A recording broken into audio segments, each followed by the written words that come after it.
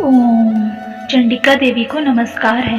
मार्कंडेय जी कहते हैं, विशुद्ध ज्ञान ही जिनका शरीर है, तीनों वेद ही जिनके तीन दिव्य नेत्र हैं, जो कल्याण प्राप्ति के हेतु हैं तथा अपने मस्तक पर अर्धचंद्र का मुकुट धारण करते हैं, उन भगवान शिव को नमस्कार है। मंत्रों का जो अभिकीलक है, अर्थात मंत्रों की सिद्धि में विघ्न उपस्थित करने वाले शाप रूपी कीलक का जो निवारण करने वाला है, उस सप्तशती स्तोत्र को संपूर्ण रूप से जानना चाहिए। यद्यपि सप्तशती के अतिरिक्त अन्य मंत्रों के जप में भी जो निरंतर लगा रहता है, वह भी कल्याण का भागी होता है।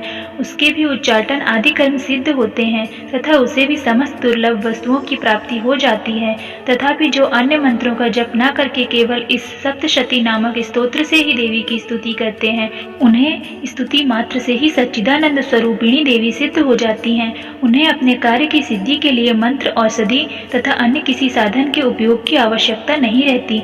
बिना जप के ही उनके उच्चाटन आदि समस्त अभिचारिक कर्म सिद्ध हो जाते हैं। इतना ही नहीं, उनके संपूर्ण अभीष्ट वस्तुएं भी सिद्ध होती हैं। लोगों के मन में यह शंका थी कि जब केवल सप्तशती की उपासना से अथवा सप्तशती को छोड़कर अन्य मंत्रों की उपासना से भी समान रूप से सब कार्य सिद्ध होते हैं, तब इनमें श्रेष्ठ कौन सा साधन है। लोगों की इस शंका को सामने रखकर भगवान शंकर ने अपने पास आए हुए जिज्ञासुओं को समझाया कि यह सप्तशती नामक संपूर्ण स्तोत्र ही सर्वश्रेष्ठ एवं कल्याणमय है। तदनंतर भगवती चंडिका के सप्तशती नामक स्तोत्र को महादेव जी ने गुप्त कर दिया।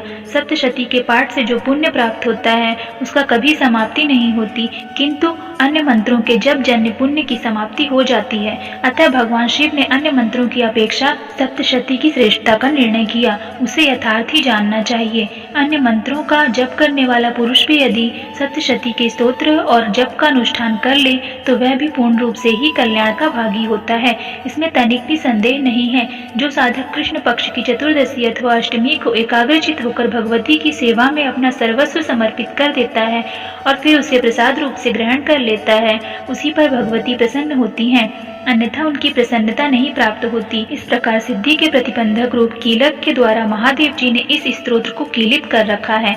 जो पूर्वोक्त रीति से निष्कीलन करके इस सप्तशती स्तोत्र का प्रतिदिन स्पष्ट उच्चारण पूर्वक पाठ करता है, वह मनुष्य सिद्ध हो जाता है, वह देवी का पार्षद होता है और वही गंधर्व भी होता है। सर्वत्र विचरते रहने पर भी इस संसार में उसे कहीं कोई भय नहीं होता है। वह अब मृत्यु के वश में नहीं पड़ता तथा देह त्यागने के अनंतर मोक्ष प्राप्त कर लेता है। अतः कीलन को जानकर उसका परिहार करके ही सप्तशती पाठ आरंभ करें।